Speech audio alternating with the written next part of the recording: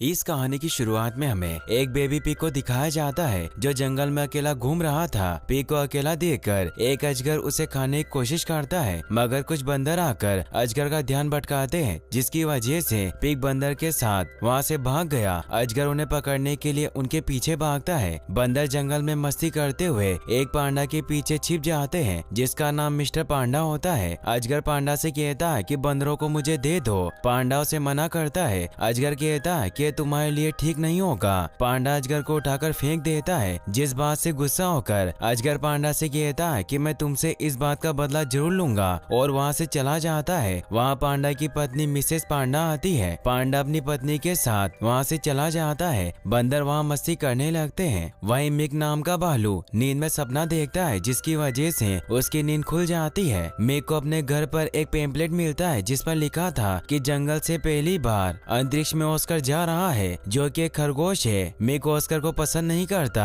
इसीलिए वो पेम्पलेट को फेंककर अपने माइंड को ठंडा करने की कोशिश करता है। तभी उसके पास एक एक करके कई जानवर आते हैं, जो उसे रॉकेट लॉन्च देखने के लिए चलने को कहते हैं। मिक सभी से कहता है कि मैं वहाँ नहीं जाऊंगा। सब कहते हैं कि वो तुम्हारा दोस्त है, तुम्हें वहाँ चलना चाहिए। मिक सभी की बातें सुनकर गुस्सा होता है और उनसे कहता है कि ऑस्कर मेरा दोस्त नहीं है और मुझे दोस्तों की जरूरत नहीं, इसीलिए मैं वहाँ नहीं आऊंगा। बाकी जानवर समझ गए थे कि मिक रॉकेट को देखने नहीं आएगा, इसीलिए वहाँ से चले जाते हैं। वहीं ऑस्कर सभी जानवरों से पूछता है कि मिक क्यों नहीं आया। सभी कहते हैं कि उसने आने से मना किया। ऑस्कर अपना रॉकेट लेकर उड़ने लगता है और काफी खुश होता है, मगर रॉकेट खराब होने की वजह से वो हवा में ब्लास्ट हो गया था, जो ऑस्कर के लिए एक बड़ा फेलियर था। सभी जानवर सोचते हैं कि ऑस्कर मर गया है। वहीं मिक अपने घर पर था। उसके ऊपर रॉकेट के टुकड़े गिरने लगते हैं, जिनसे बचने के लिए वो छिप जाता है, और थोड़ी देर बाद ऑस्कर भी वहीं आकर बी हाइव्स के ऊपर गिरता है, जिसकी वजह से बी उसके पीछे पड़ गई। जिनसे बचने के लिए मिक ऑस्कर को अपने घर के अंदर ले जाता है। वहीं कुछ क्रेन जानवरों के बच्चों को डिलीवर करने का काम करते थे,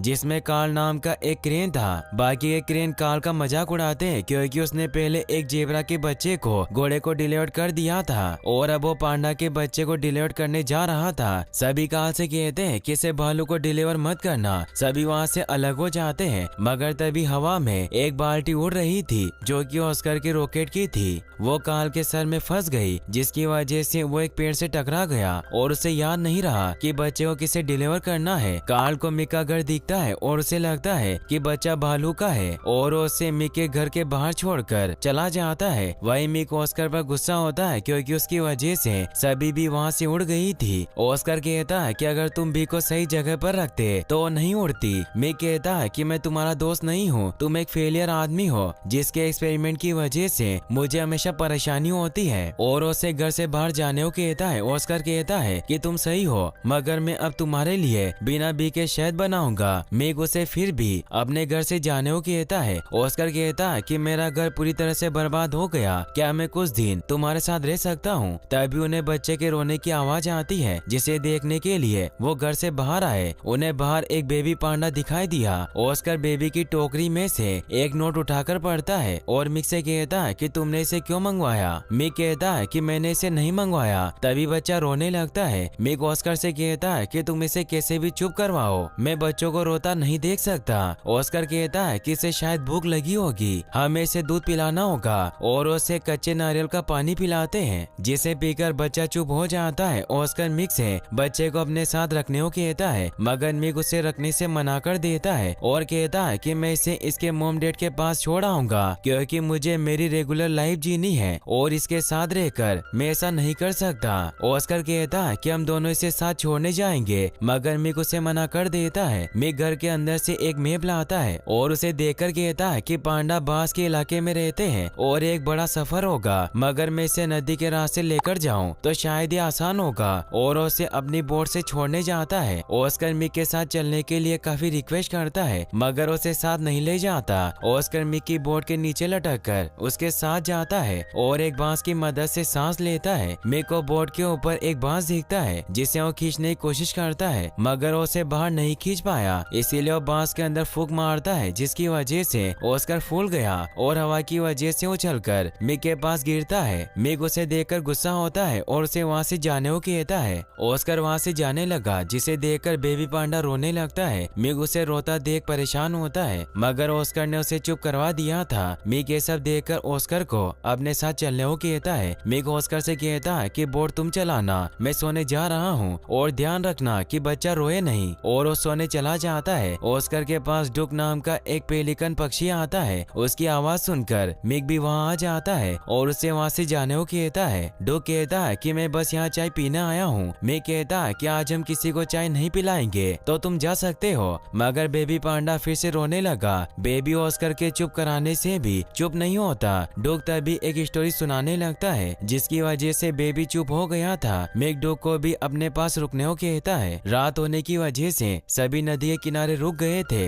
वहीं जनुस नाम का एक वुल्फ जंगल से काफी डरता है, जिसकी वजह से वो पैरालाइज हो जाता है। तभी उसे एक आवाज सुनाई देती है। वो उसे पूछता है कि तुम कौन हो। जनुस के सामने उसके जैसा एक चमकीला वुल्फ आता है और उससे कहता है कि मैं तुम्हारे अंदर का डर हूँ, जिसकी वजह से तुम पैरालाइज हो जाते हो। जनुस कहता है कि मैं तुमसे काफी परेशान हूँ और तुम मेरे दिमाग का वहम हो। डर कहता है कि मैं रियल में हूँ और मैं तुम्हें छूकर दिखा सकता हूँ, क्योंकि मैं तुम्हें छोड़कर कभी नहीं जाऊंगा। जनुस वहाँ से डरकर भाग जाता है। वहीं मिक और उसके सभी साथी सो जाते हैं। मिक एक बुरा सपना देखता है, जिसकी वजह से वो डरकर चिल्लाता है और ऑस्कर से कहता है कि कुछ गलत होने वाला है, तुम मुझ पर विश्वास नहीं करोगे, पर मैंने सपने में देखा था कि तुम मेरे बेटे हो और वो एक खतरनाक सपना था। मिक और ऑस्कर बोट के अंदर जाने लगते हैं और डुक से बेबी पांडा का ध्यान रखने को कहते हैं। जनुस भागकर मिक के पास आता है और डर की वजह से वो पैरालाइज हो जाता है। मिक उससे पूछता है कि तुम्हें क्या हुआ। जनुस कहता है कि मैं हर चीज से डरता हूँ, जिसकी वजह से मैं पैरालाइज हो गया। बेबी पांडा फिर से रोने लगता है, मगर वो किसी से चुप नहीं होता। जनुस वुल्फ की आवाज निकालता है, जिसकी वजह से बेबी चुप हो गया। इसीलिए मिक जनुस को भी अपने साथ चलने को कहता है। वहीं अमूर नाम का टाइगर एक बी के पास जाता है और उसे कहता है कि क्या तुम मेरी दोस्त बनना चाहोगी। मेरे पास कोई दोस्त नहीं है, क्योंकि मैं एक टाइगर हूँ। हम साथ में कविता लिख सकते हैं या फिर खेल के बारे में बात कर सकते हैं। मगर बी वहाँ से उड़ जाती है, जिसकी वजह से अमूर काफी उदास होता है, क्योंकि कोई भी उसका दोस्त नहीं बनना चाहता। अगले दिन सुबह मिक अपने साथियों के साथ नाव में था, मगर फॉग की वजह से उसे कुछ दिखाई नहीं देता और नाव चट्टानों से टकराने लगती है। मिक डुक से बेबी पांडा को लेकर उड़ने को कहता है। डुक बच्चे को लेकर उड़ जाता है और मिक से कहता है कि आगे किनारा है, तुम नाव को वहां तक लाने की कोशिश करो। ऑस्कर नाव को चलाता है और नाव एक बड़े से चट्टान से आकर टकराती है और हवा में उछलकर नीचे गिर गई, जिसकी वजह से नाव टूट गई थी। मिक ऑस्कर पर गुस्सा होकर कहता है कि मेरी गलती थी कि मैंने तुम्हें नाव चलाने दी, तुम्हारी वजह से मैं हमेशा मुसीबत में पड़ जाता हूँ। इसीलिए वो सभी जानवरों को अपने अपने घर जाने के लिए कहता है, मगर फिर से बेबी पांडा रोने लगता है। मिक उसे चुप कराने के लिए कोशिश करता है, मगर बेबी चुप नहीं होता। तभी वहाँ अमूर आता है और वो मिक से कहता है कि मैं यहाँ से जा रहा था तो मुझे बच्चे के रोने की आवाज आई। अमूर को देखकर बेबी चुप हो गया था। मिक उसे कहता है कि मैं बेबी पांडा को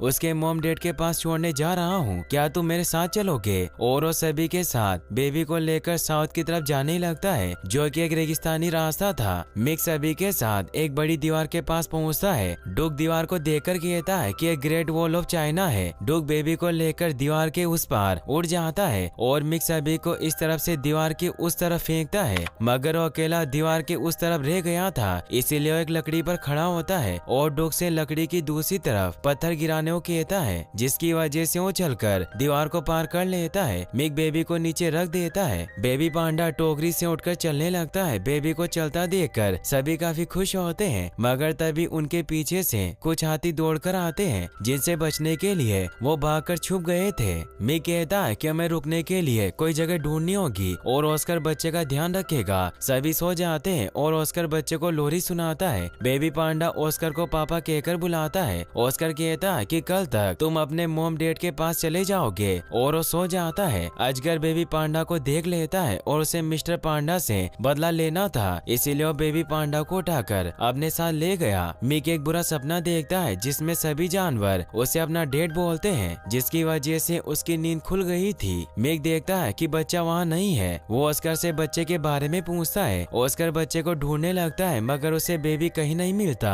जिसकी वजह से मिक उस पर गुस्सा होता है। डुक मिक से कहता है कि तुम्हें पता था कि ऑस्कर बच्चे का ध्यान नहीं रख सकता, मगर तुमने उसे बच्चे को सौंपा। मिक कहता है कि ऑस्कर के सिवा तुम लोग भी बच्चे का ध्यान रख सकते थे, मगर तुम सब आवारा घोड़ों की तरह सोए थे। और सभी में इस बात को लेकर बहस हो जाती है, जिसकी वजह से सभी अलग अलग हो जाते हैं। वहीं जनुस जंगल में अकेला रह गया था, जिसकी वजह से उसे डर लगने लगा और वो फिर से पैरालाइज हो गया। उसके अंदर का डर भी उसके पास आता है और उसे और डराने लगता है, क्योंकि जनुस के सभी दोस्त उसे छोड़कर चले गए थे। वहीं मिक अपने आप से बातें करता है और कहता है कि मैंने एक फैमिली को मिलाने की कोशिश की, जो कि अच्छा है, और उसे लगा कि वो अब भी बेबी पांडा को ढूंढ सकता है, इसीलिए वो फिर से उसे ढूंढने जाता है। ऑस्कर को भी लगता है कि इस बार उसकी ही गलती थी, इसीलिए वो फिर से बच्चे को ढूंढने जाता है। और इसी तरह से सभी जानवरों को लगता है कि वो बेबी पांडा को अभी भी ढूंढ सकते हैं, इसीलिए सब उसे ढूंढने लगते हैं। वहीं जनुस अपने डर से कहता है कि तुम मुझे छोड़कर चले जाओ। मिक भी जनुस के पास आ गया था। सभी एक एक करके फिर से मिल जाते हैं। उनके पास कुछ बंदर आते हैं और वो इशारों से समझाते हैं कि बेबी को एक बड़ा अजगर ले गया। उनके इशारे ऑस्कर समझ गया था और वो सभी से कहता है कि एक अजगर ने बेबी को पकड़ लिया। मिक बंदर से पूछता है कि क्या तुम्हें पता है कि अजगर बेबी को कहाँ लेकर गया होगा। बंदर उसे अपने पीछे आने को कहते हैं। वहीं अजगर अपनी गुफा में बेबी पांडा से कहता है कि तुम्हें रोने की जरूरत नहीं, मैं तुम्हें खा जाऊंगा। अजगर को किसी के बोलने की आवाज आती है, जिसे देखने के लिए वो घर से बाहर आता है। वहीं डूग और ऑस्कर अजगर की गुफा के बाहर जाकर मस्ती करते हैं, जिन्हें मारने के लिए अजगर उन पर हमला करता है, मगर उसका सर एक पत्थर से टकरा जाता है। अजगर फिर से उठकर मिक को पकड़ लेता है। उसे बचाने के लिए ऑस्कर अजगर से लड़ता है, मगर वो सबको मारने लगता है। अजगर अमूर को खाने की कोशिश करता है, तभी जनुस के सामने उसका डर आता है, मगर जनुस उससे नहीं डरता और उसे डराकर वहाँ से भगा देता है और अजगर को पकड़ लेता है। जिसके बाद सभी मिलकर अजगर को बांध देते हैं और उसे दूर फेंक कर वहाँ से चले जाते हैं। डूग बेबी पांडा को लेकर आता है। बेबी मिक के पास दौड़कर आता है और काफी खुश होता है। सभी जन उसकी तारीफ करते हैं, क्योंकि उसकी वजह से वो अजगर को हरा पाए थे और सभी इस बात से काफी खुश थे। वहीं मिस्टर पांडा एंड मिसेस पांडा अपने बच्चे के घर आने का इंतजार करते हैं। तभी उन्हें बेबी के हंसने की आवाज आती है। वो देखते हैं कि उनका बेबी चलते हुए उनकी तरफ आ रहा है। बेबी को देखकर वो काफी खुश होते हैं और उसे गले लगाते हैं। ऑस्कर कहता है कि मैं बेबी को एक बार गले लगाना चाहता हूँ। बेबी पांडा ऑस्कर के पास आता है और उसे गले लगाकर ऑस्कर और मिक का नाम लेता है। मिक बेबी से कहता है कि तुम बड़े होकर हमसे मिलने जरूर आना, मैं तुम्हें बहुत सारा शहद खिलाऊंगा। मिसेस पांडा भी उन्हें बेबी से मिलने आते रहने को कहती है। मिक और ऑस्कर सभी से बाय करके वहाँ से चले जाते हैं। बेबी उनके पीछे दौड़ता है। वहीं ऑस्कर और मिक अपने घर वापस आ जाते हैं। मिक कहता है कि एक बड़ी जर्नी थी और अपने घर के अंदर जाता है। मिक ऑस्कर को अपने पास बुलाता है और कहता है कि अब हम दोस्त हैं, हम तुम्हारे लिए नया घर बनाएंगे। उसी दिन रात को मिक और ऑस्कर सोए होते हैं। तभी उन्हें बच्चे के रोने की आवाज आती है। वो घर से बाहर आकर देखते हैं, उन्हें एक और बच्चा मिलता है, जिसकी वजह से मिक काफी जोर से चिल्लाता है। मगर ये कहानी यहीं पर खत्म हो जाती है। गाइस, अगर आपको वीडियो पसंद आया हो तो इस वीडियो को लाइक करने के साथ साथ चैनल को सब्सक्राइब जरूर कर लेना। मिलते हैं नेक्स्ट वीडियो में। Thanks for watching.